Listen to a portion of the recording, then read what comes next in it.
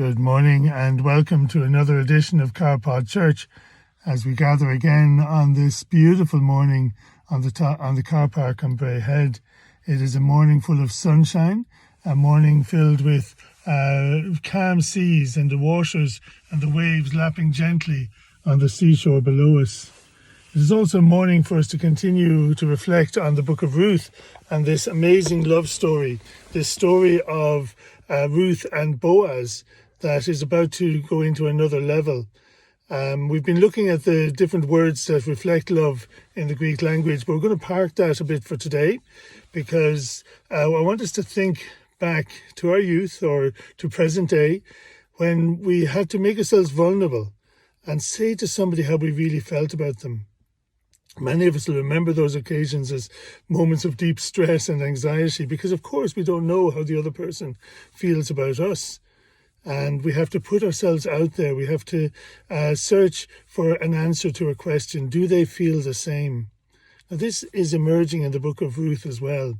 We have the harvest, the spring harvest we talked of last week, and now it's gone into the summer harvest. And all through this time, Boaz has looked out for Ruth. He has made sure that she and Naomi are provided for. He has made sure that they are not affected or attacked in any way, and he has looked out for them.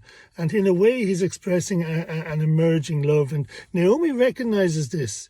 She realizes that she, first of all, needs to make provision for her daughter-in-law. Her daughter-in-law is from an enemy tribe. She has no real future in this place of Bethlehem unless somebody brings her into their family when she is gone. And so she begins to plan how that might happen.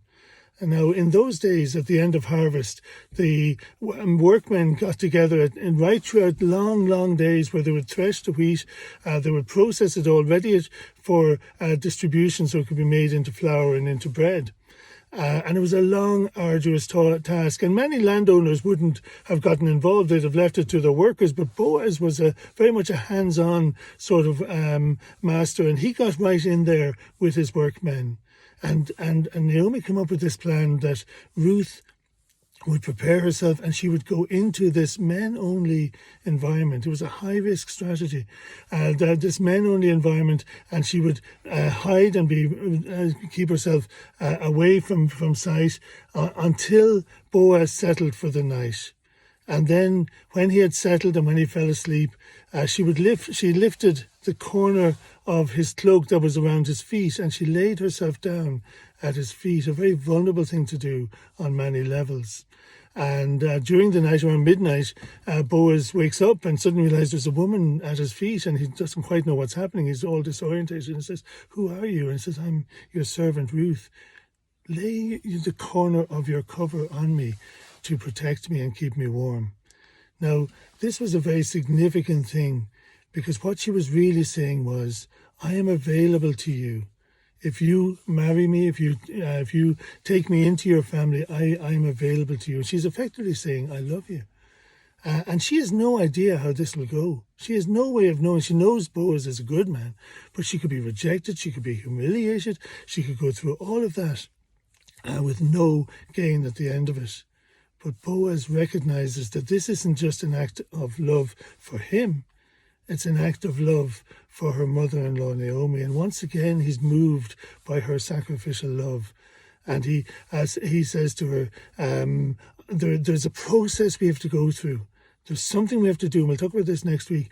There's something we have to do before I can follow through on this. If I can, I will marry you, but I need to check some things out first. But he doesn't just send her away with kind of a half answer and her wondering what's going on because she wouldn't have understood the cultural sensitivities of all of this. He makes sure that she goes back with scoopfuls of wheat in her cloak to Naomi. And this is a message. This is a message to Naomi who does understand the culture, who knows the subtleties and the sensibilities to say, I too love your daughter-in-law and I too will do everything in my power, not just to keep her safe, but to make her happy.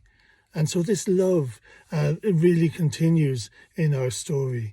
And we, in our lives, look for ways that we can show our love to others, that we can put ourselves out there and say, you know what, even if it involves rejection, even if it causes us pain, this is something I have to say. This is something I have to do. Have a good day.